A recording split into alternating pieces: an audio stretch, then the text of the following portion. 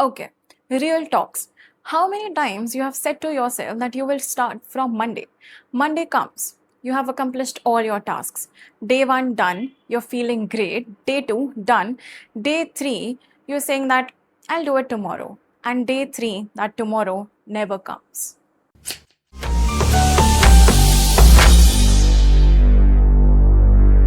I know that feeling way too well because I have lived it. But in today's video, I will tell you exactly why this keeps happening and how I personally broke out of it. Look, let me introduce you to the biggest lie you have all been told. We have all been told. That is, you just need to be motivated enough to achieve anything in your life and you'll do it. But that solely doesn't stand true. So you can say that motivation is like that one friend who hypes you up but never shows up when you are in need. So, in simple terms, you can say that you cannot depend on it. The second mistake is way common. We all do this mistake.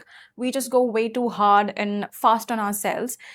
Like, supposedly, this is the first day of our consistency and consistent planning, and we have make the whole routine where we expect ourselves to eat healthy, exercising, drink 3 liters of water, wake up at 5 a.m. Bro, this is not a routine, this is a punishment.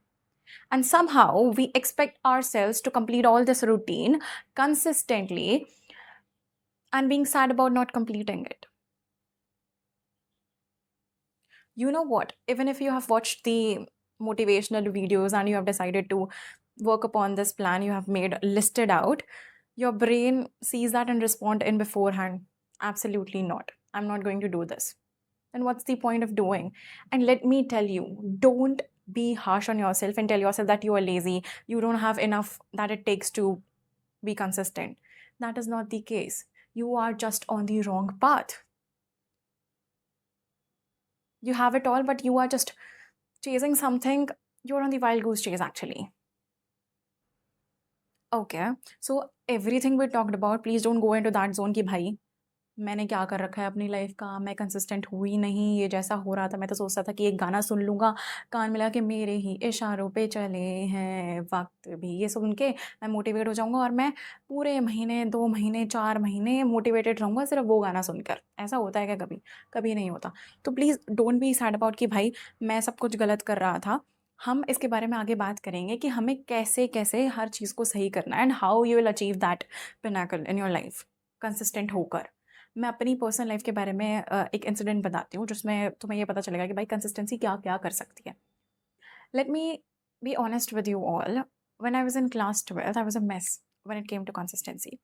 और मैं इस type की बच्ची थी कि मेरे को करना तो सब कुछ अचीव था कि मेरे को टॉपर बनना है स्कूल का, मेरे को ये चाहिए वो चाहिए, लेकिन मैं उस पर वर्क करने का जब टाइम आता था ना तो मैं 20 मिनट काम कर सकती थी, लेकिन उसके बाद मैं सोचती थी कि भाई नहीं हो रहा मेरे से, मेरे को ये सब नहीं करना। और कभी-कभी तो ऐसा होता था कि दिमाग में ये आया भी नहीं कि ये सब नहीं करना, लेकिन मैं पढ़ रही हूँ, मुझे एक क्वेश्चन समझ नहीं आ रहा, मैंने फ़ोन खोला, क्वेश्चन सर्च करने की बजाय कुछ और खोल के बैठ गई। तो ये सारी चीज़ें सबकी लाइफ़ में होती हैं, इट्स कॉमन, मतलब ये नॉर्मल भी है। तो इसके बारे में ज़्यादा स्ट्रेस लेने की ज़रूरत है नहीं। तो फॉर एग्ज़ाम्पल कि मैं पढ़ाई करने बैठी, फिर उसके बाद ना मेरे दिमाग में ऐसा हो गया कि भाई, ये जो मुझे चाहिए था ना, ये तो मुझे मिलेगा ही नहीं। मेरे को सर्टेनली ये याद नहीं है कि at what point of time it clicked in my mind, but it clicked.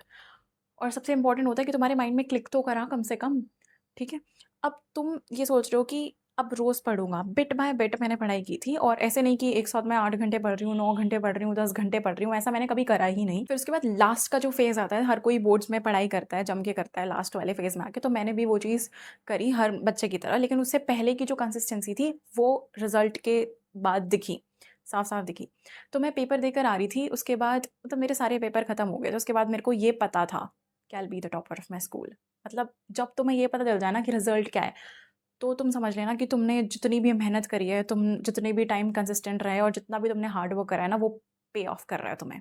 जब तुम्हें ये पता है कि भाई रिज़ल्ट में मेरी ये पोज़ीशन आने वाली है, ठीक है? और मेरा मतलब 12th में 95% से ऊपर मार्क्स आ गए और I was satisfied with everything and I topped the school and 0.92% बच्चों के ही सिर्फ 95% से ऊपर मार्क्स आए थे। तो ये भी मत समझो कि ये चांसेस तो इतने कम हैं, हम कैसे करेंगे ये वो। ये तो सिर्फ बोर्ड्स की बात है, कॉम्पिटिटिव एग्ज़ाम तो बहुत हाई लेवल चीज़ें हो जाती है। तो बोर्ड्स में ही अगर तुम शुरू से ही अपने आप को प्लांट कर रहे हो कि भाई तुम कंसिस्टेंट रहोगे, सीड सो ही तुमने ऐसे करा है, तो तुम आगे जाकर भी सब कुछ कर सकते हो।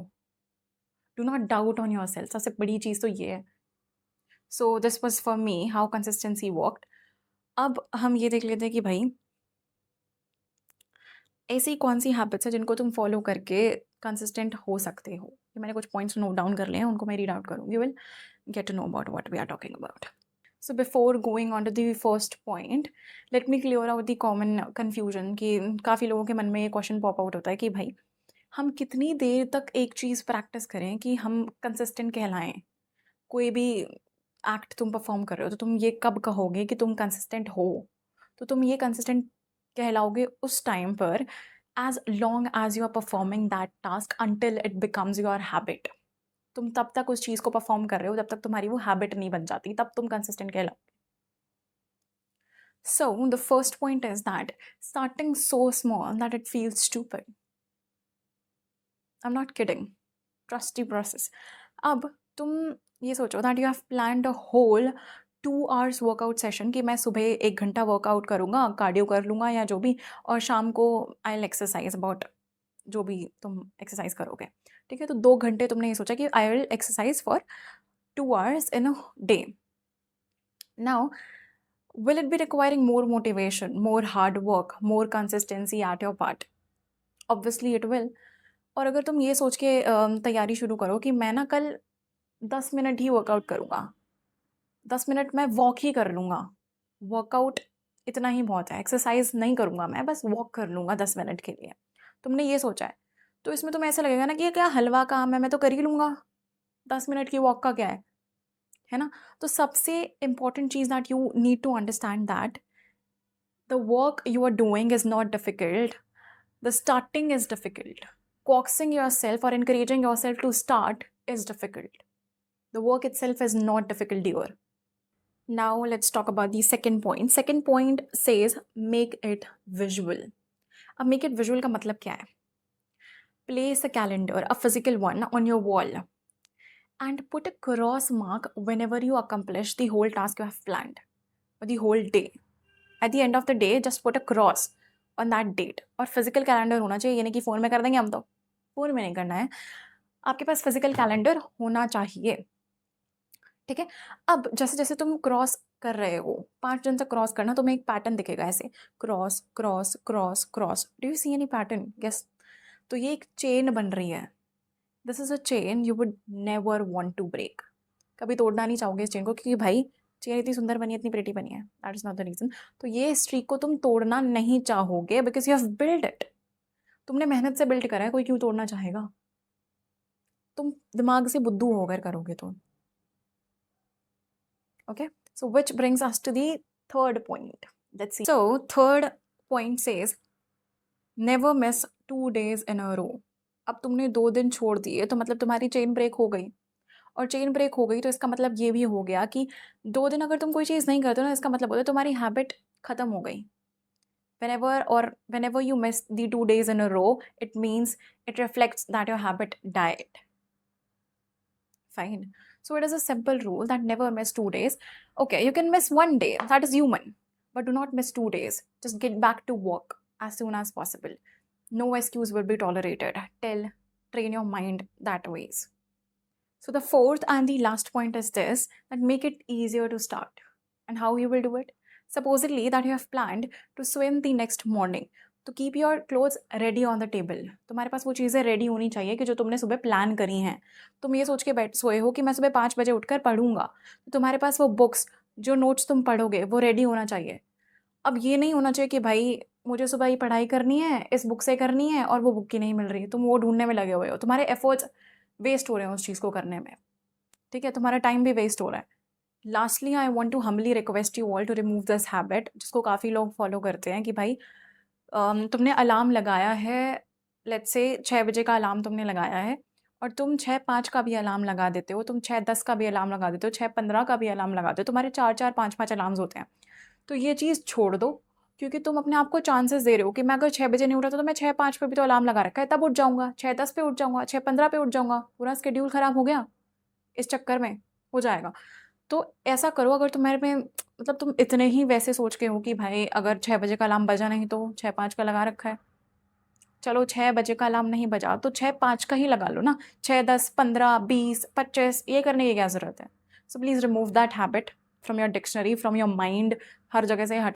Here's this one thing I want you to take from this entire video, that consistency is not about never failing. Consistency is not about being perfect. It's just about not quitting. It took me only 1 to 2 months to from being a kid who cannot just study for an hour, for making it a habit to study bit by bit, more and more. So if I can do it, you can also do it. Please काम को मत टालो that I'll do it on Monday, tomorrow या जब भी. Please start today. Today is the day that you should start. Today is the day you're counting on, tomorrow and Monday. So start today. If this video helped you even a little bit, then share it with a friend who needs to hear this right now. And subscribe to this channel because a lot more is coming. And see you in the next one.